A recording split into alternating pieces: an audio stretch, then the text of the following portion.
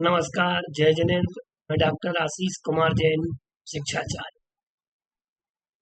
भारतीय परंपरा में श्रवण परंपरा और वैदिक परंपरा, इन दोनों परंपराओं में पर्व, त्योहार, उत्सव, इन सब का बहुत बड़ा महत्व है।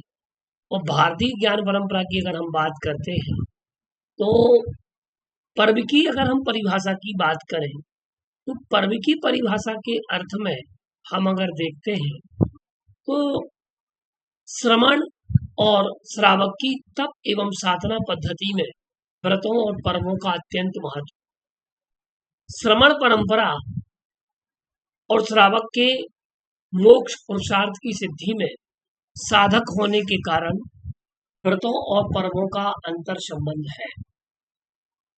पर्व शब्द की अगर हम बात करते हैं तो ये संस्कृत की प्री धातु से बने प्रत्यय जोड़कर पर्वन शब्द बनता है और जिसका अर्थ है ग्रंथि, जोड़, गांठ, शरीर अवयव, अंग, भाग, अवधि, उत्सव, अवसर आदि।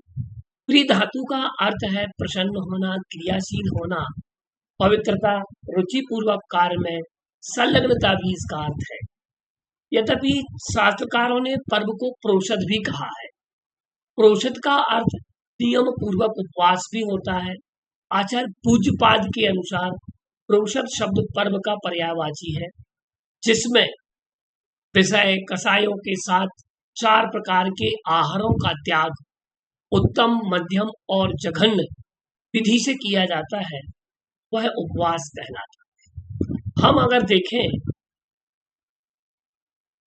कि पर्व का संबंध लौकिक जगत से ना होकर आत्मा से है, आत्मा के स्वरूप को जानने से है, समझने से है और अनुभव करने से है।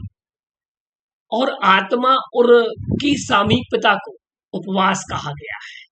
तो इनमें कुछ अर्थ साम हमें दिखाई देता है।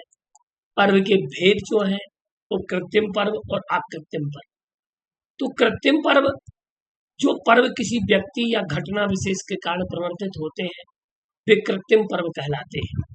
अक्षय तृतीया है, श्रुत पंचमी है, मोक्ष सप्तमी है, रक्षाबंधन पर्व है और क्षमामाणी पर्व है, विजयादशमी पर्व है, धन्य त्रयोदशी, दीपावली पर्व, महावीर जयंती, तीर्थंकर जन्म एवं निर्वाण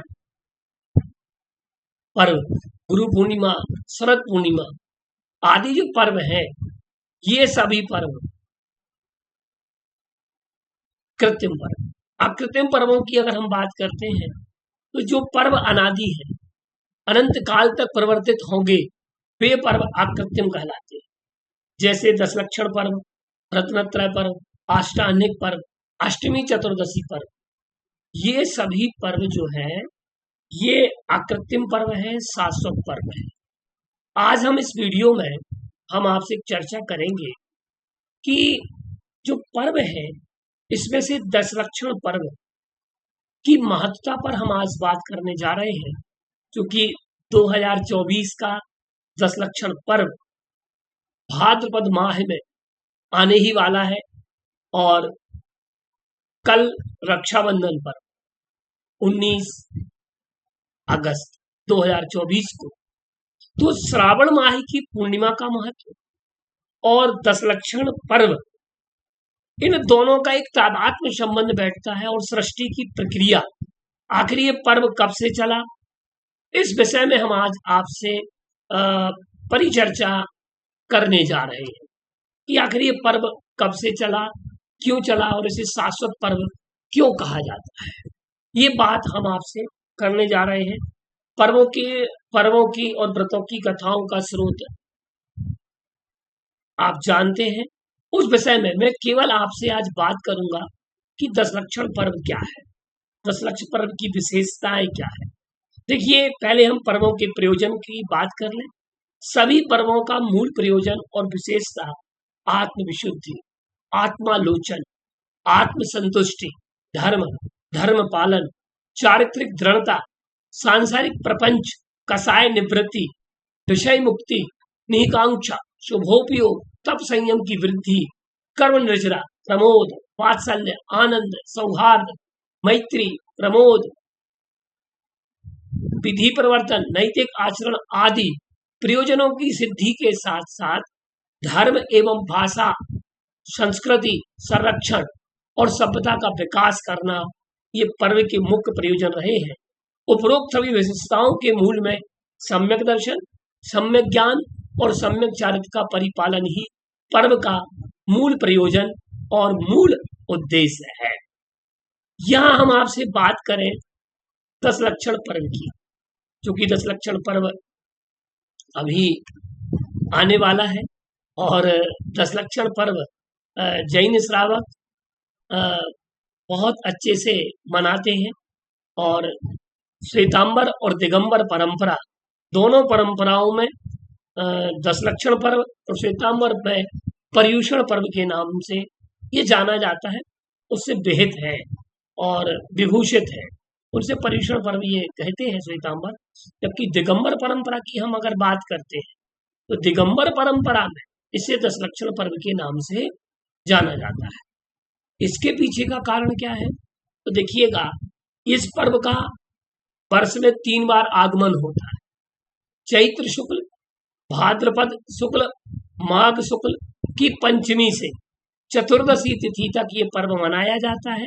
प्रत्येक वर्ष में इन माहों में चैत्र शुक्ल, भाद्र शुक्ल, माघ शुक्ल की पंचमी से चतुर्दशी तिथि तक ये मनाया जाता है। वर्तमान में जैन श्रावक भाद्रपद माह की शुक्ल पक्ष की पंचमी तिथि से चतुर्दशी तिथि तक दिगंबर परंपरा में इसे पूर्ण उल्लास और महोत्सव की तरह व्रत की उत्तम, मध्यम और जघन्य विधि के साथ आत्मविशुद्धि के लिए इसे मनाया जाता है। यह पर्व सबसे बड़ी विशेषता, ये जो पर्व है, इस पर्व में हम अगर देखते हैं तो यह पर्व सृष्टि के प्रारंभ में श्रावकों के द्वारा मनाया गया। अब आप सोच रहे होंगे कि दस लक्षण पर्व और सृष्टि का प्रारंभ, इसमें क्या ऐसा संबंध है?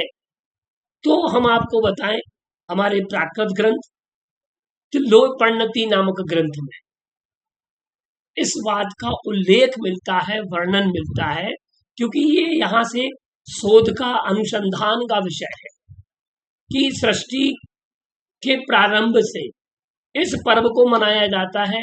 ना इसका आदि है, ना अंत है और अनंत काल तक ये चलता रहेगा।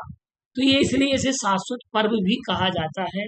और देखिए, सृष्टि का क्रम, सृष्टि में जैन दर्शन में उत्सर्पणी और अवसर्पणी काल, इन दो काल, उसके बाद हुंडावसर्पणी काल, ये विभाजन हमें प्राप्त होता है शास्त्रों। तो ये जब काल युग का अंत और युग का प्रारंभ होता है, तो युग के अंत में और युग के प्रारंभ में क्या घटनाएं घटती हैं, इस विषय में भी शास्त्रों में उल्लेख मिलता है। जैन शास्त्र कहते हैं कि ज्येष्ठ कृष्ण एकादशी से आषाढ़ शुक्ल पूर्णिमा तक ये 49 दिन बनते हैं, 7 सप्ताह हो जाते हैं। 7 सप्ताह आप देखिएगा, ज्येष्ठ कृष्ण एकादशी से आषाढ़ शुक्ल पूर्णिमा तक ये 49 दिन बनते हैं और 7 सप्ताह होते हैं। इन 7 सप्ताहों में दुर्दिन वृष्टि होती है, महावृष्टि होती है। धूल, पत्थर, धुआं, अग्नि और अंत में अमृत आदि की ऐसा वर्षा का उल्लेख मिलता है। जल, ये पृथ्वी जलमय हो जाती है, उस युग का अंत हो जाता है। अब जब नए युग का प्रारंभ होता है तो उसके उपरांत देखिए, आषाढ़ शुक्ल पूर्णिमा तक 49 दिन तक वृष्टि होती है और नई सृष्टि का प्रारंभ श्रावण कृष्ण प्रतिपदा से, श्रावण कृष्ण प्रतिपदा से, ये श्रावण माह से बड़ा जबरदस्त संबंध बैठता है। अब आप देखिएगा, श्रावण कृष्ण प्रतिपदा से भाद्र शुक्ल चतुर्थी तक 7 सप्ताह में सुखोत्पादक वृष्टि होती है, सुखकारक वृष्टि होती है, सुखोत्पादक वृष्टि होती है। और ये चतुर्थी तक जब ये पूरे 7 सप्ताह पूरे हो जाते हैं तो पंचमी तिथि, भाद्रपद शुक्ल पक्ष की पंचमी तिथि आती है। और पंचमी तिथि से, क्योंकि 10 लक्षण और जो इसके प्रारंभ में आपको बताएं, जो सुखद वृष्टि होती है, तो इस सृष्टि का प्रारंभ तो यहीं से हो गया, श्रावण कृष्ण प्रतिपदा से सृष्टि का प्रारंभ हो गया। और 49 दिन तक ये वृष्टियां होती जाती, सुखद वृष्टि, और सृष्टि का विकास क्रम प्रारंभ यहाँ से हो जाता है। और 50वें दिन से 10 लक्षण पर्व, सुखद वृष्टि के 50वें दिन से 10 लक्षण पर्व अर्थात भाद्रपद शुक्ल पंचमी तिथि से 10 लक्षण पर्व का आगमन होता है। और इस पर्व में जैनेन्द्र आराधना से सृष्टि का शुभारंभ होता है, या यूं कहें सृष्टि के शुभारंभ में सबसे पहला पर्व यदि मनाया जाता है तो वह 10 लक्षण पर्व। आचार्य यति वृषभ तुल्यों परिणति नामक ग्रंथ में क्या कहते हैं तो सुने हम उस चीज को। प्राकृत में लिखे हैं, सावण बहुले पाड़ी पाड़ेव रुद्र महुत्ते सुहोदये रविणो अभिजस पड़म जोए जुगस आदि इमस पड़म। अर्थात श्रावण माह कृष्ण पड़िवा के दिन रुद्र मुहूर्त के रहते हुए सूर्य का शुभोदय होने पर अभिजित नक्षत्र के प्रथम योग में इस युग का आरंभ हो।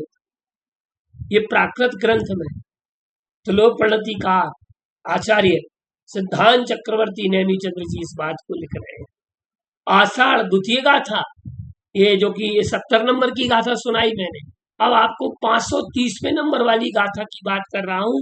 लिख रहे हैं वहां पर कि आषाढ़ पूर्णिमी जुगंड पत्ती दू सावड़े किरण है अभिजिम्मी चंद जोगे पाड़ी वधि सम्मी पारंभो। आषाढ़ मास की पूर्णिमा के दिन 5 वर्ष प्रमाण युग की पूर्णता और श्रावण कृष्ण प्रतिपदा के दिन अभिजित नक्षत्र के साथ चंद्रमा का योग होने पर उस युग का आरंभ होता है। अब देखिए, तो ये भाद्रपद माह बड़ी भद्रता को लेकर के आता है, क्योंकि हम भाद्रपद माह की बात कर रहे हैं। यहाँ श्रावण की भी बात हुई। श्रावण के जब ये श्रावण से लेकर के एकम से लेकर आप देखिएगा पूर्णिमा तक तो 30 दिन हो जाते हैं। कितने दिन हो जाते हैं? आषाढ़ की पूर्णिमा और यहाँ श्रावण और फिर ये भादों तक। अब भादों की पंचमी आप देखिए 30 और 15, चतुर्थी तक देख लीजिएगा 30 और 14 कितने हो गए बताइए? 44। ठीक है, कुछ तिथियां घटबढ़ जाती हैं, तो यहाँ टोटल यहाँ पर हम देखते हैं तो 49 दिन का वह पूरा 15 दिन ये हो गए और इस माह के। अब आप देखिएगा और 5 दिन वो आषाढ़ माह की पूर्णिमा वहां से गिनिएगा और फिर भाद्र शुक्ल पक्ष की पंचमी तिथि तो 15, 45 और 5, 50। तो 50वें दिन यहाँ पर अभिजित नक्षत्र के योग में सृष्टि का प्रारंभ होता है। अब भाद्रपद माह के विषय में क्या कहा है? अहो भाद्रपदाख्यो अयम मासो नेक व्रता करहा धर्म हेतु परो मध्य अन्य मासानाम नरेंद्रवत। ये बात यहाँ पर कही गई है कि यह भाद्रपद का माह अनेक व्रतों की खान है, धर्म का परम साधन है और अन्य सभी माहों में सम्राट के समान है। यह भद्रता से परिपूर्ण माह है।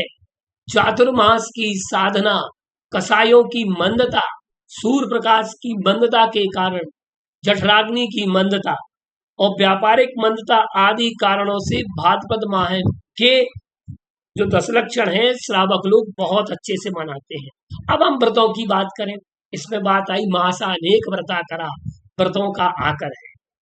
तो इसमें सर्वप्रथम 16 कारण व्रत, चंदन षष्ठी व्रत, रोहिणी व्रत, लब्धि विधान व्रत, 1234 व्रत, त्रिलोक तीज व्रत, पुष्पांजलि व्रत, मुक्तावली व्रत, शील सप्तमी, निसल्ल अष्टमी, सुगंध दशमी, अनंत चतुर्दशी व्रत, चतुर्दशी व्रत, रत्नत्र व्रत आदि व्रत, ऐसे महान व्रतों का यह आकर है इसलिए यह भाद्रपद माह सर्वश्रेष्ठ माह माना गया है। जैन परंपरा में भाद्रपद माह को विशेष रूप से इसे श्रेष्ठता नरेंद्र के समान अर्थात सम्राट के समान, जिस प्रकार से नरों में कोई श्रेष्ठ है तो नरेंद्र है, चक्रवर्ती है, ठीक इसी प्रकार से भाद्रपद का माह सर्वश्रेष्ठ है, व्रतों की खान है। और ये श्रावण माह का महत्व मैंने आपको बता दिया, सृष्टि का आरंभ और फिर वहां से क्रम से 49वें दिन तक सुखद वृष्टि, 50वें दिन दशलक्षण पर्व का प्रारंभ होना। तो ये तादात्म्य संबंध श्रावण और भाद्रपद माह का, अभिजित मुहूर्त का, अभिजित नक्षत्र का, चंद्रमा के योग का, रुद्र मुहूर्त का, ये सब बातें हमें जानना चाहिए। ये हमारी आद्य परंपरा को बताने वाली बातें हैं। और ये जानकारी अगर आपको अच्छी लगी है तो आप अन्य लोगों तक शेयर करें, वो श्रावण माह के महत्व को समझें, भाद्रपद माह के महत्व को समझें, सृष्टि के प्रारंभ को समझें और पर्व की विशेषता को भी जाने। नमस्कार, मैं डॉक्टर आशीष कुमार जैन, शिक्षाचार्य, आपके साथ अगले वीडियो में इसी प्रकार की जानकारी लेकर के उपस्थित रहूंगा।